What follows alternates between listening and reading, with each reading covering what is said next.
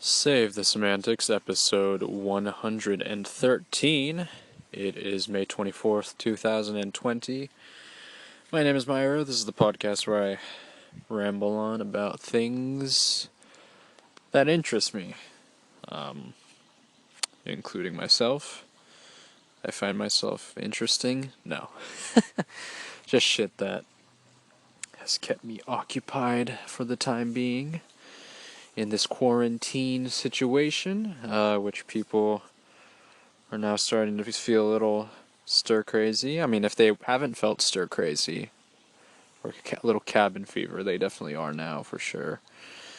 It's been busy, or it's been seemingly busy this last weekend, Memorial Day weekend. A lot of people have just kind of been out and about, going to the beach and that sort of thing. Crowded near my area as well. So, I really hope things kind of pan out in a positive way.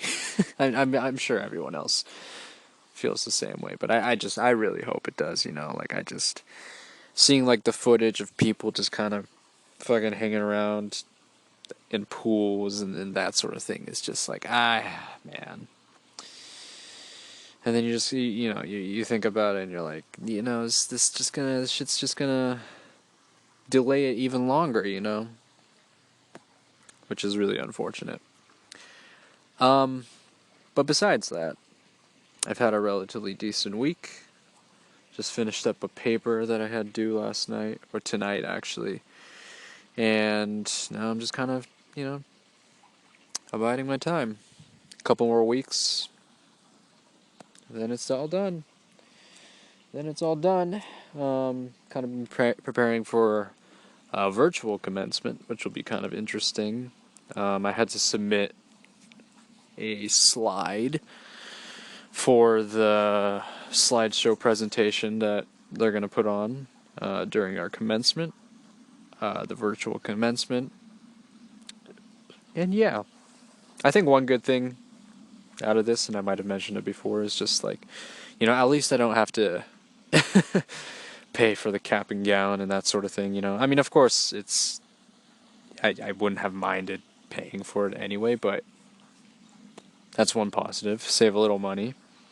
I guess it's also nice, and I'm probably just repeating myself at this point, but it's probably nice for a lot of students, maybe that are international or maybe that aren't able to come in person, who have family that live overseas or are unable to attend in person, can kind of see these things together with their like families and friends and whatnot. So I guess that's one nice thing out of it for sure. So yeah, that's that. Little by little, week by week. That's how we do things around here. Getting a little closer. I've started watching Mad Men again, and it's good. It's good. I'm enjoying it so far. I think, it takes place during the 60s, focusing on ad agency, more specifically on Don Draper, his antics and whatnot. I don't know how accurate it is. Of course, some of it has got to be a little exaggerated, just in terms of the widespread infidelity that occurs on the show.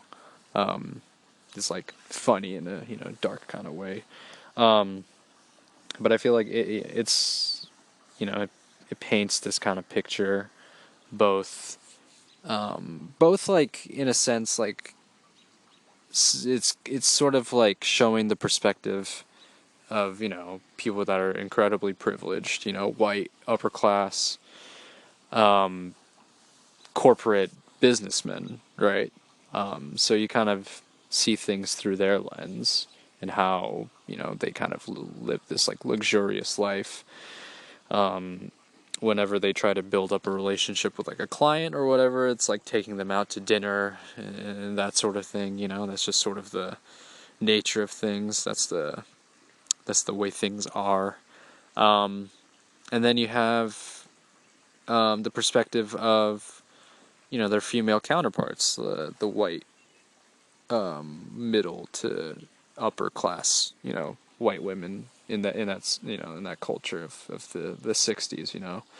Um, like I think they've kind of hinted at sort of like the things that have been occurring during that period, because I know like I mean, you could really say that about any time period of recent memories, but like the 60s in particular was very, you know, tumultuous. Like you had the civil rights movement most prominently. So I'm assuming that the show is probably gonna, you know, have something to, you know, it's gonna take in some of those elements and kind of tie it into the story a little bit. That's what I'm guessing. You know, like just considering the time period and everything.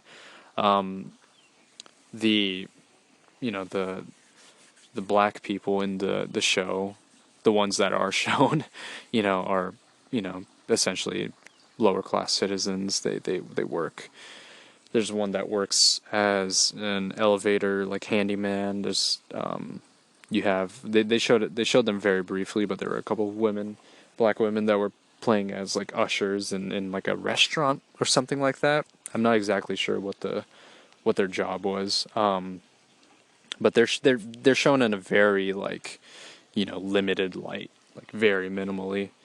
That obviously has, you know, a lot to do with the way, you know, it has to do with kind of that perspective again, like the sort of the lens that, you know, that these guys kind of see, right? Like that's kind of that's what we're seeing in a sense. Like we're sort of seeing the perspective of these, you know, upper class white men in this society and that sort of thing. So pretty interesting, pretty good. Everyone, all the actors are fantastic in it.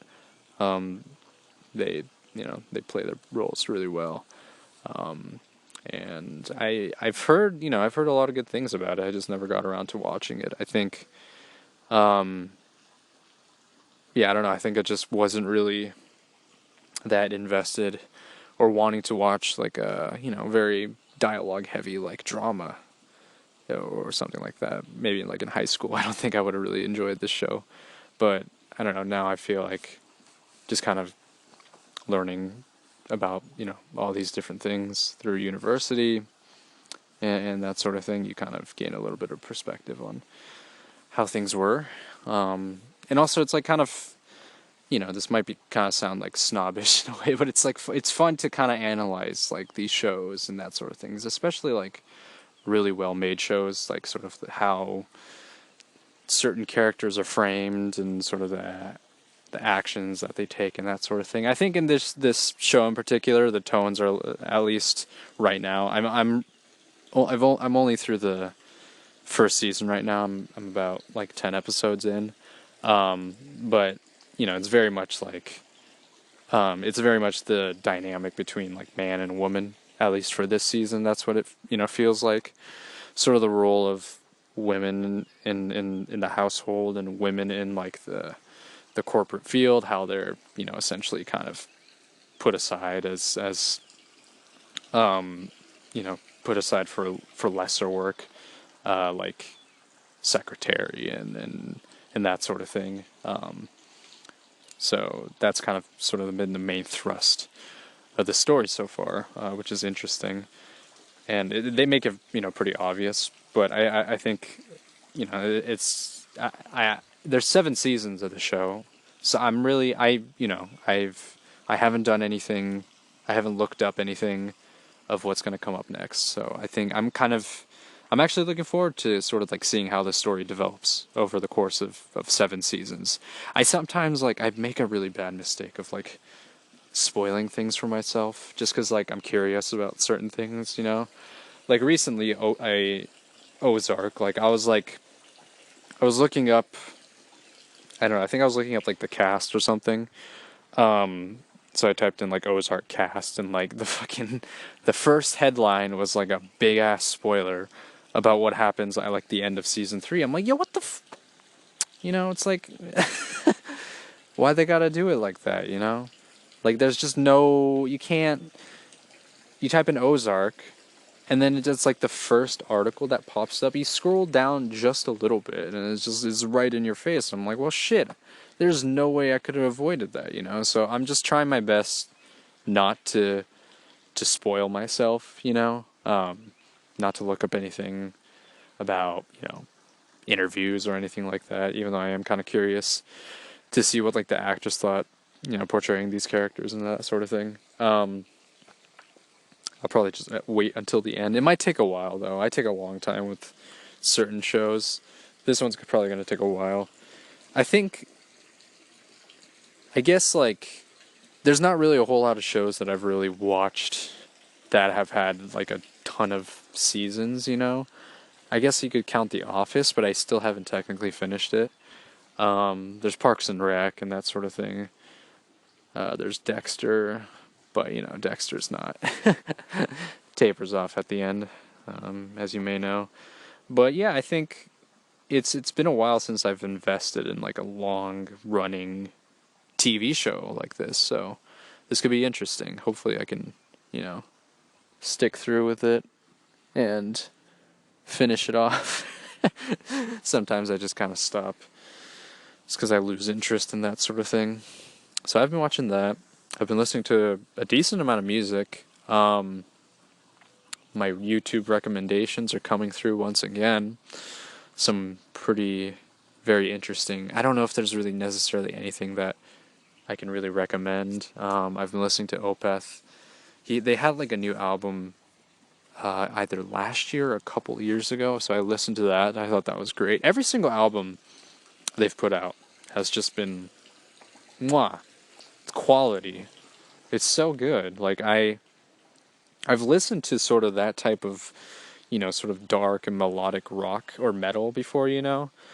But it's just different, you know, like it's not really like what I've really listened to. So I've been enjoying that. I've also been listening to like sort of like funk and soul and that sort of thing. It's been cool. It's been a journey. It's been a musical journey. I feel like I've been kind of lacking in terms of listening to things and that sort of thing. So I listening to music just in general. So I've been trying to kind of catch up in that regard. So that's been kind of nice. It's been a nice change of pace, you could say. Switching it up, you know, because I usually listen to a lot of hip hop and that sort of thing.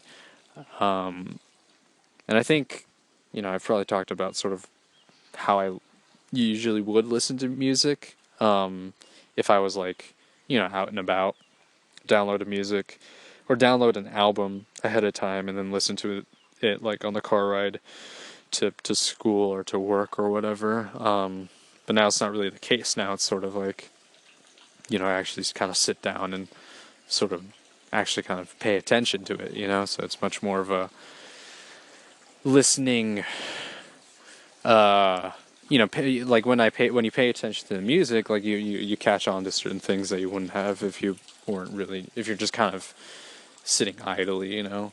Like I can still invest into like an album or whatever when I'm driving, but it's just different, you know, especially when you have your headphones in and that sort of thing.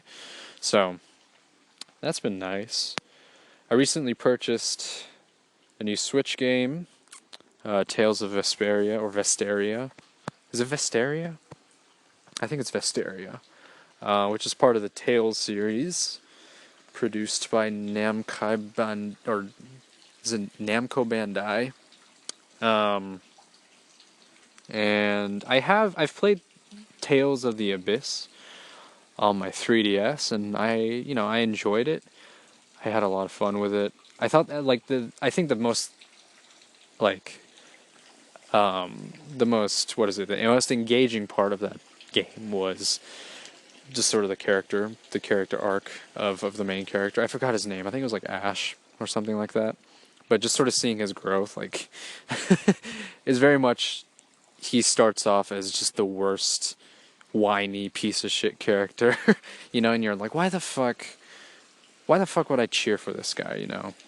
But as the story progresses, and it takes a while for him to actually grow, which is like very, you know, I think it's very bold of like the writers to kind of make it that way, because like sometimes, you know, you're like, they start off, they show the character as a certain way and then they immediately change like that, and it's like, well, that's not really that engaging, you know, like you really want to see how they change over time, and it feels very natural too, you know, like it doesn't feel forced, like it takes time for the character to actually grow, like it feels like it's taking time, you know, like it's like little by little he starts to like realize, because like from what I remember, he's like a shut-in, you know, very what isolated kind of like prince who's like lived in the castle his entire life, so he's very like privileged and bitchy and shit. Like he expects things